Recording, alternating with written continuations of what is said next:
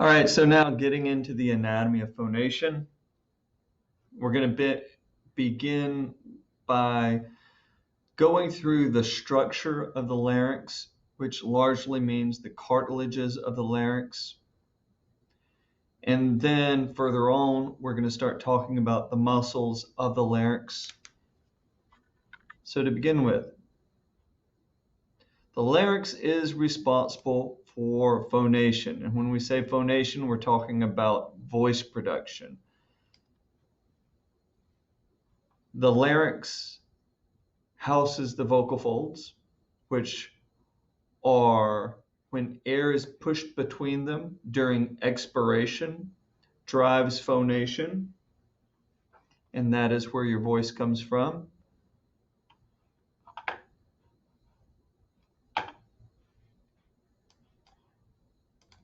So let's briefly look at a video of what phonation actually is. So in this video, you're looking down into the larynx. So here's your larynx: superior, inferior, anterior, and posterior. The view that you're looking at in this image is like this. Here's the epiglottis. That's what this right here is. And then you see the vocal folds extending posteriorly. So to orient you as to what you're looking at, that is the view.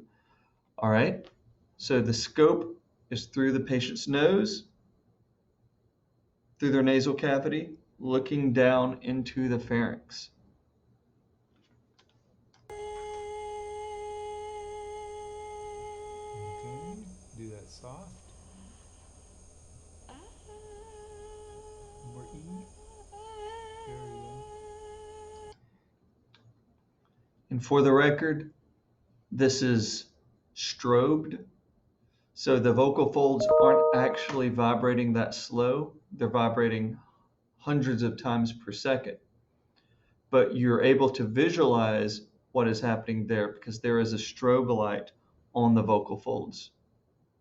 Okay, take a breath. E, and do it loud.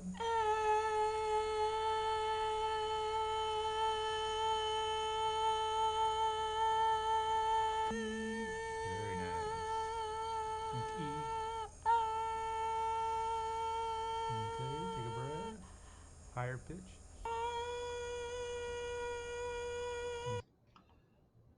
All right, so getting into it.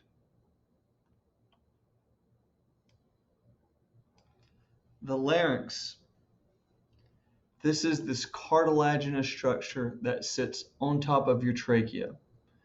It connects your trachea, which is your airway, to your pharynx. An infant's larynx is much smaller than an adult's. The average length for an adult male larynx is 44 millimeters. The female's is smaller, about 36 millimeters. And when you take your hand and when you touch your Adam's apple, you are touching yourself right here at what is called the thyroid notch of the thyroid cartilage. So that would be right here that you're touching yourself.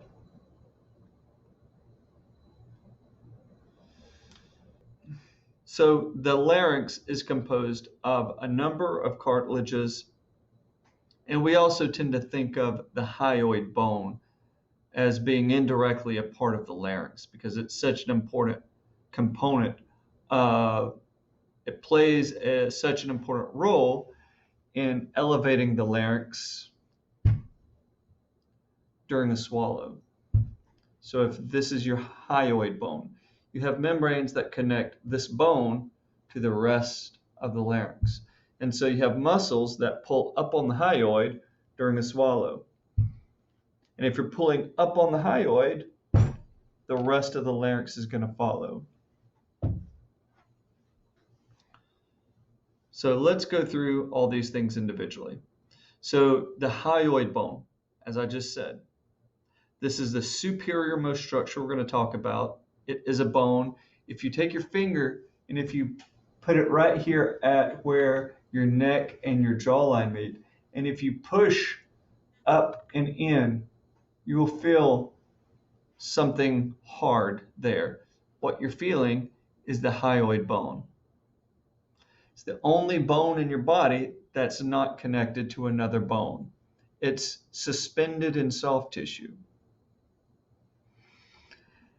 And there are these membranes, as I said, that connect the hyoid bone to the larynx by virtue of its connections to the thyroid cartilage, which is the large cartilage below it that forms the body of the larynx. So the hyoid bone.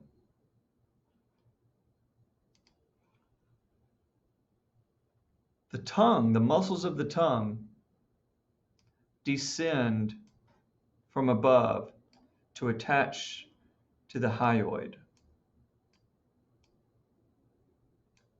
All right, so these are the muscles that are going to turn into your tongue. They're attached to the hyoid bone. That's superiorly. Inferiorly, as we said, there are these membranes that connect the hyoid bone to the rest of the larynx. So the hyoid bone is important in that it provides a point of attachment between the tongue and the larynx. And when certain muscles elevate the hyoid during a swallow, it is going to pull the larynx along with it to help seal off the airway during a swallow. So the hyoid bone has these two sets of projections. It has the greater cornu and it has the lesser cornu. So the greater cornu projects more posteriorly. The lesser cornu is sort of at an angle. So you can see the lesser cornu here, and you see the greater cornu here.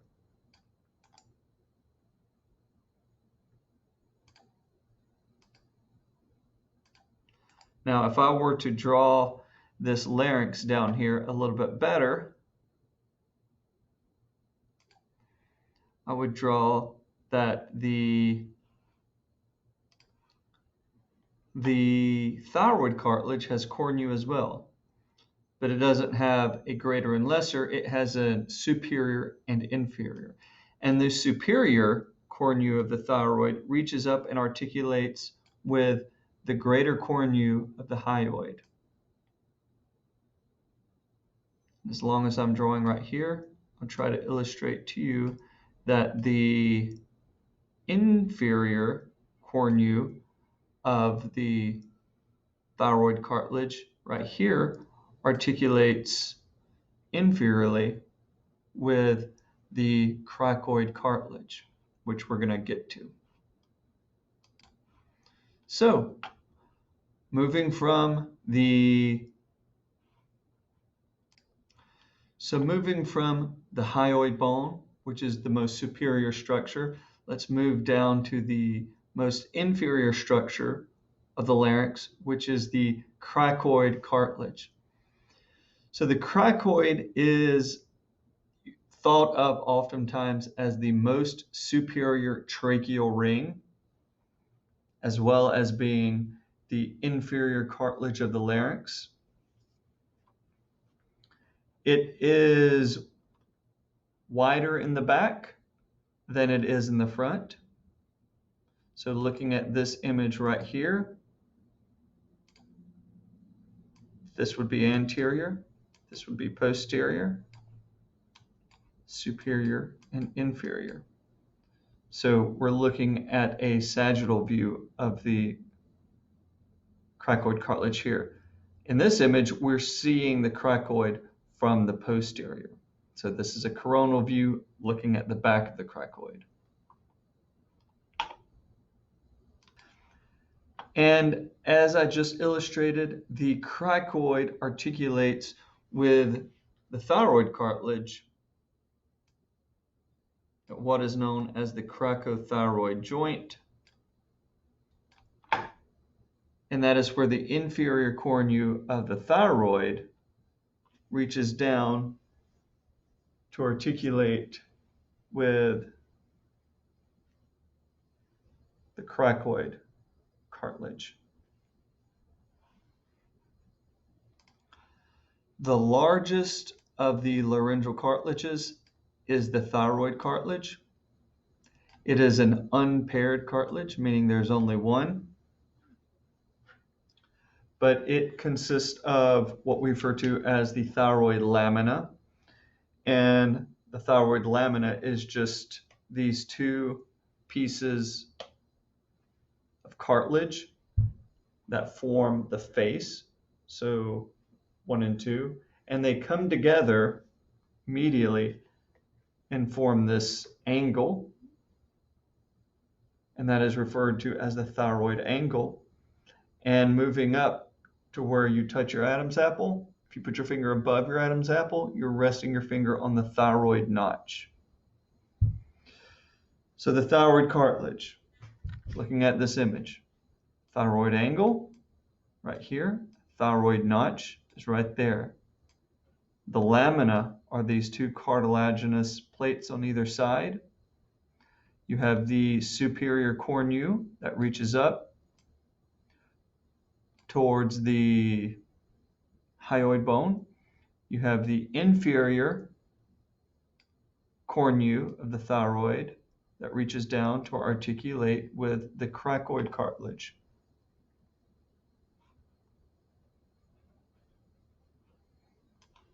And here is a cadaver thyroid to give you an absolute concrete idea of what we're talking about.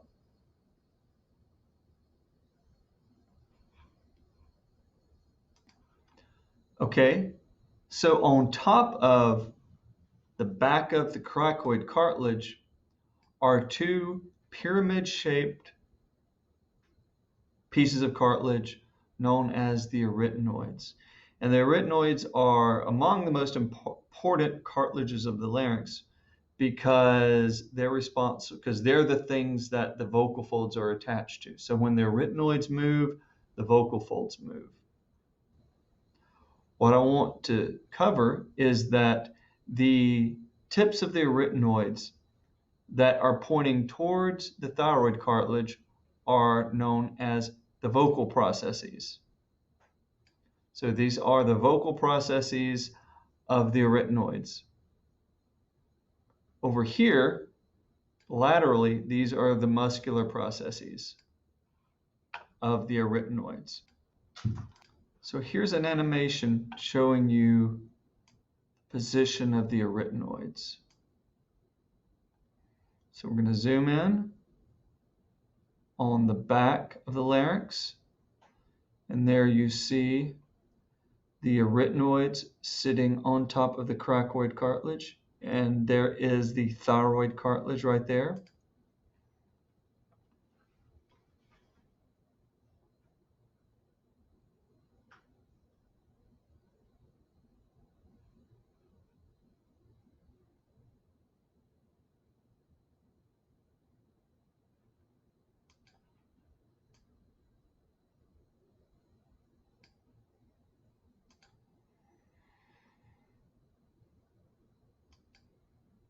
And here is a quick image showing you the vocal or the vocalic processes and the muscular processes.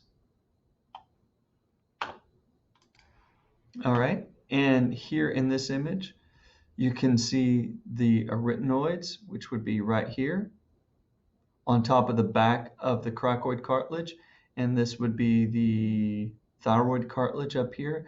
And you see here an illustration of the vocal folds.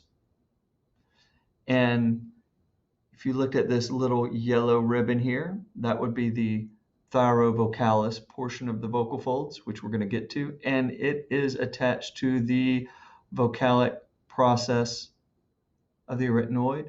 And then lateral to that, you have the thyromuscularis muscle, which we're going to come back to, but you see it connecting to the muscular process of the arytenoid.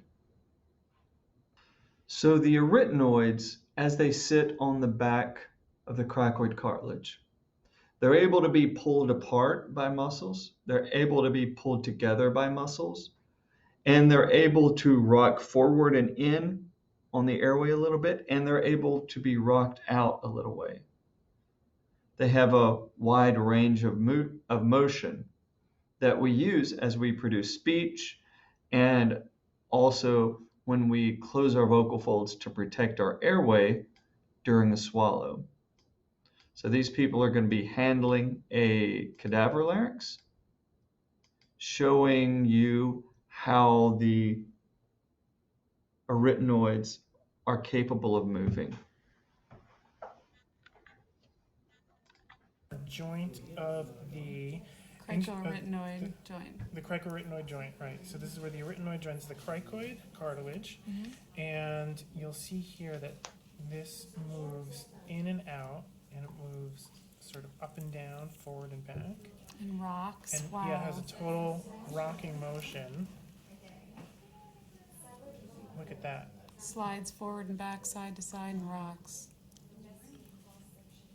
Wow.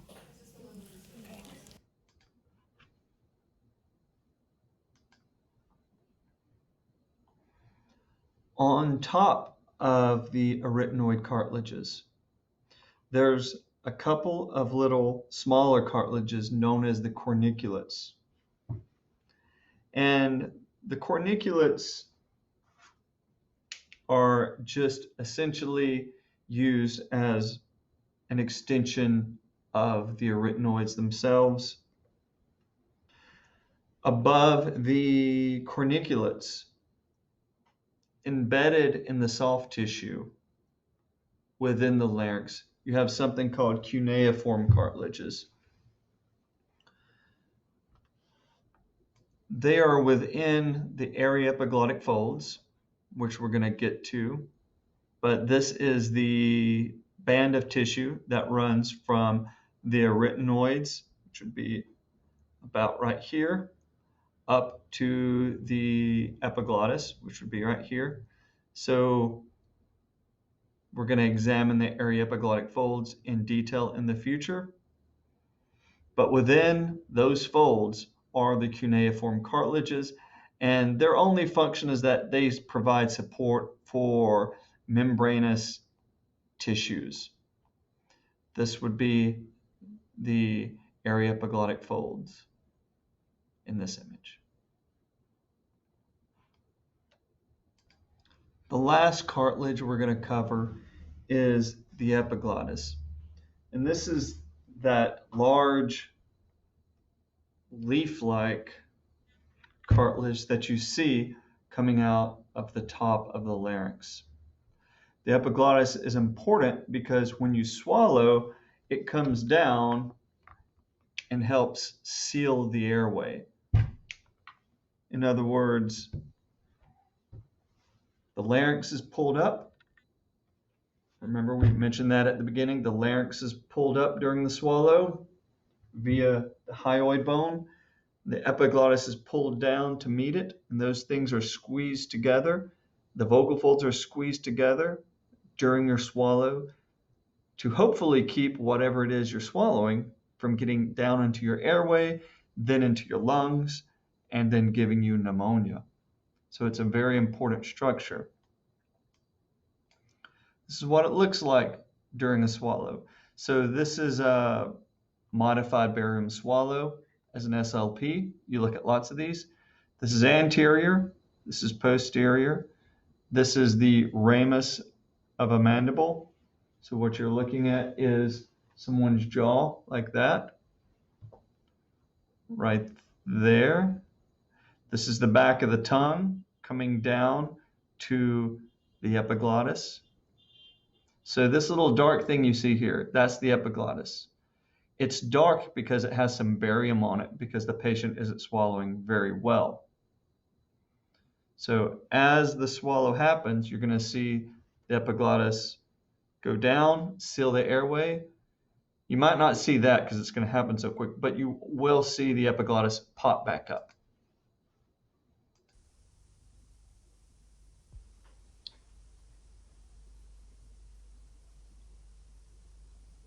Epiglottis goes down and then seals the airway and then pops back up.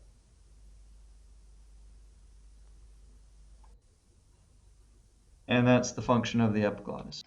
So to review, you got your hyoid on top with the lesser and greater cornu.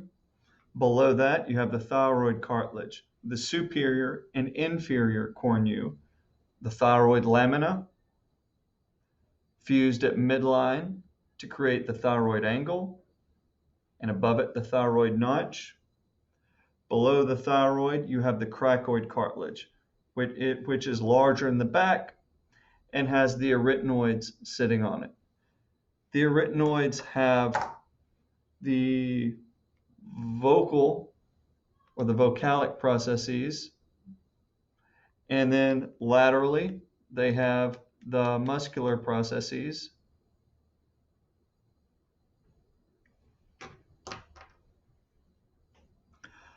On top of the arytenoids, you have the corniculates. And then up here floating in space in the aryepiglottic folds, you have the cuneiform cartilages. And there's the epiglottis. And between the hyoid and the thyroid, I already mentioned, you have some membranes that connect the two. This is called the thyrohyoid membrane.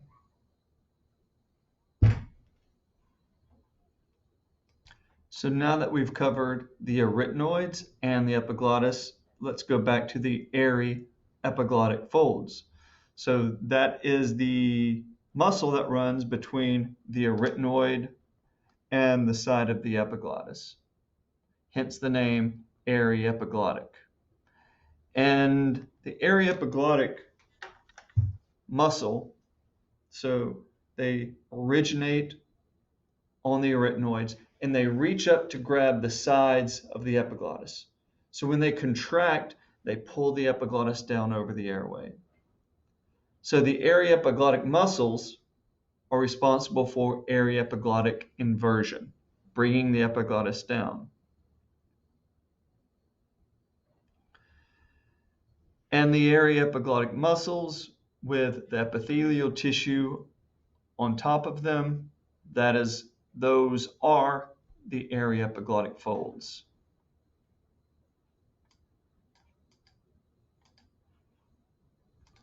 All right, let's go back to this video. Okay. Again. All right, this is a good shot of the anatomy here. So this thing you see here curled up towards you is the epiglottis. And these are the arytenoids within this tissue. Those white things are the vocal folds. So you see running between the arytenoids and the sides of the epiglottis, that is the aryepiglottic fold right there and right there.